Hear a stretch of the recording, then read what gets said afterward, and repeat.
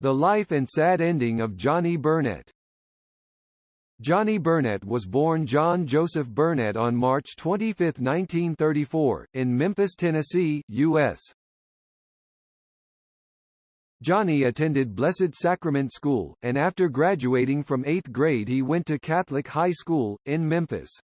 He showed an aptitude for sports, being on the school baseball team and playing linebacker on the football team.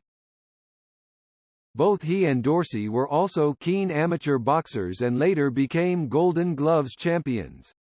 After leaving high school, Burnette tried his hand at becoming a professional boxer, but after one fight with a $60 purse and a broken nose or an encounter with Norris Ray, a top paycheck of $150, he decided to quit boxing. He went to work on barges traversing the Mississippi River, where Dorsey also worked. Johnny worked mainly as a deckhand, Dorsey worked as an oiler. After work, they would go back to Memphis and perform songs in local bars with a varying array of sidemen, including another former Golden Gloves champion, Paul Burleson, whom Dorsey had met at an amateur boxing tournament in Memphis in 1949. In 1952, the Burnette brothers and Burleson formed a group called the Rhythm Rangers. Johnny sang and played acoustic guitar, Dorsey played bass and Paul Burleson played lead guitar. For economic reasons, the three moved to New York in 1956 and managed to get an audition for Ted Mack's original Amateur Hour. Winning the competition 3 times in a row gained them a place in the finals and a recording contract with Coral Records, and they renamed themselves the Rock and Roll Trio. They also gained a manager, the bandleader Henry Jerome, and a drummer, Tony Austin. Promotional appearances were arranged on Dick Clark's American Bandstand, Steve Allen's Tonight Show, and Perry Como's Kraft Music Hall, together with a summer tour with Carl Perkins and Gene Vincent.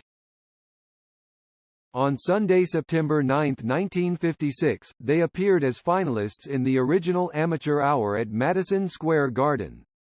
Despite this activity, the 3 singles they released over this period failed to make the national charts. In order to cover their living expenses, the trio was forced to go on the road, for what seemed to be an endless stream of one-night stands. This exhausting regime led to squabbles, which were exacerbated in Dorsey's case by Jerome's use of the name Johnny Burnette and the Rock and Roll Trio on records and live dates. Things finally came to a head at a gig in Niagara Falls in autumn 1956, when, as a result of a fight, Dorsey quit the group a week before they were to appear in Alan Freed's film Rock, Rock, Rock. Now unemployed in Memphis, Burnette decided to try his luck in California. He and a friend, Joe Campbell, hitchhiked to the West Coast, where they joined Dorsey. With their past differences forgotten, the brothers attempted to resurrect the Rock and Roll Trio and sent for Paul Burleson. He joined them briefly but decided to return to Memphis and concentrate on his electrical business. Dorsey and Johnny continued with their songwriting, but Dorsey kept his day job as an electrician to pay the family expenses. The Burnett's brashness got them their first success in the music business in California. On arriving in Los Angeles, Joe Campbell bought a copy of A Map to the Stars, which showed the location of the house of the teen idol Ricky Nelson.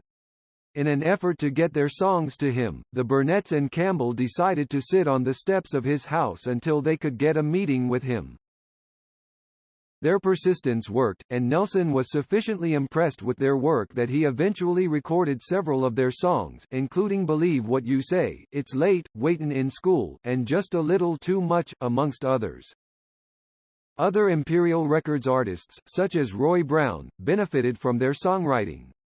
The success of his recording of the brothers' Hip Shakin' Baby led to a recording contract with Imperial Records as a duo. While in California, they met Doyle Holly, who played bass guitar for a short time with the band. Holly went on to become the bass player for Buck Owens and the Buckaroos and to record as a solo artist. As the Burnette brothers, they released one single, for Imperial, Warm Love Backed with My Honey, on May 5, 1958. It did not make the charts. After this failure, they continued to work together as songwriters but began to follow separate careers as performing artists. In 1961, however, Johnny and Dorsey released 2 instrumental singles, credited to the Texans, for 2 small labels, Infinity and Gothic, Green Grass of Texas backed with Bloody River, released on February 20, 1961, and Rockin' Johnny Home backed with Ol' Reb, released on May 29, 1961.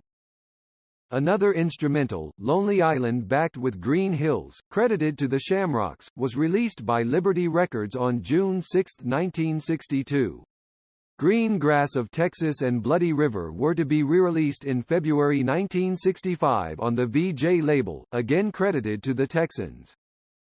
In the fall of 1958, Johnny Burnette obtained a recording contract as a solo artist with Freedom Records, an offshoot of Liberty Records. He released 3 singles on this label, Kiss Me backed with I Am Restless, released on September 11, 1958, Gumbo backed with Me and the Bear, released on March 6, 1959, and Sweet Baby Doll backed with I'll Never Love Again, released on June 24, 1959. All of these songs except Sweet Baby Doll were written by Burnette. None of these records were hits. In mid-1959, the Freedom label was shut down, and Burnette moved to the parent Liberty label, under the direction of the producer Snuff Garrett. Liberty had better promotional capabilities than Freedom, so that Johnny's singles for Liberty stood a greater chance of succeeding. His first 2 singles for Liberty, Settin' the Woods on Fire backed with Kentucky Waltz, released on November 10, 1959, and Patrick Henry backed with Don't Do It, released on March 4, 1960, sold well regionally but were not national hits.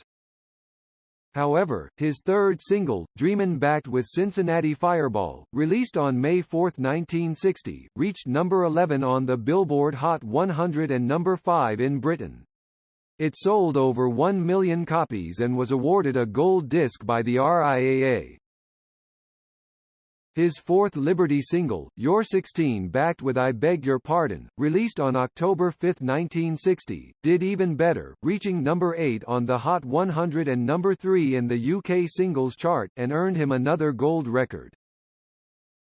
Burnette went back into the studio and under Snuff Garrett's direction recorded Little Boy Sad. This was released on January 3, 1961, backed with Down to the River. Shortly after its release, Burnette was hospitalized with a ruptured appendix, which kept him bedridden for several weeks. He was unable to undertake many personal appearances to promote the new record, and it reached only number 17 on the Billboard Hot 100 and number 12 in Britain. Frustrated by this prolonged inactivity, he tried to return to work too early, and he promptly collapsed. This meant that his fifth Liberty single, Big Big World backed with Ballad of the One-Eyed Jacks, released on March 30, 1961, received no promotion at all and reached only a number 58 on the Hot 100. His sixth Liberty single, I've Got a Lot of Things to Do backed with Girls, released June 14, 1961, was handled differently from his previous records. In Britain, the upbeat side, Girls, was promoted as the top side and reached number 23 in the UK chart in September 1961. In the United States, it was flipped over with I've Got a Lot of Things to Do as the top side, but despite heavy promotion it failed to become a hit, peaking just outside the Hot 100 at number 109. After recovering from his illness, Burnette returned to the road with a tour of northern cities, culminating in a season at the Brooklyn Paramount Theatre, after which he undertook a tour of Australia with Connie Francis. Back in the limelight, his next release was scheduled to be a Carl Perkins song, Fools Like Me, backed with Honestly I Do, but this was cancelled in favor of God, Country and My Baby backed with Honestly I Do, which was released on September 27, 1961. It reached number 18 on the Hot 100 but was to be Burnette's last major American hit. In 1962, Burnette toured Britain for the first time, with Gary U.S. Bonds and Gene McDaniels, where he made an appearance on the New Musical Express Poll Winners Concert and several TV appearances. His next single, Clown Shoes Backed with the Way I Am, was released on January 26, 1962, but it failed to make the U.S. Hot 100. It was more successful in Britain, where it reached number 35. Clown Shoes was written by P.J. Proby. Burnette had two more single releases on Liberty Records. These were The Fool of the Year Backed with the Poorest Boy in Town, which was released on April 13, 1962, and Damn the Defiant Backed with Lonesome Waters, which was released on July 30, 1962.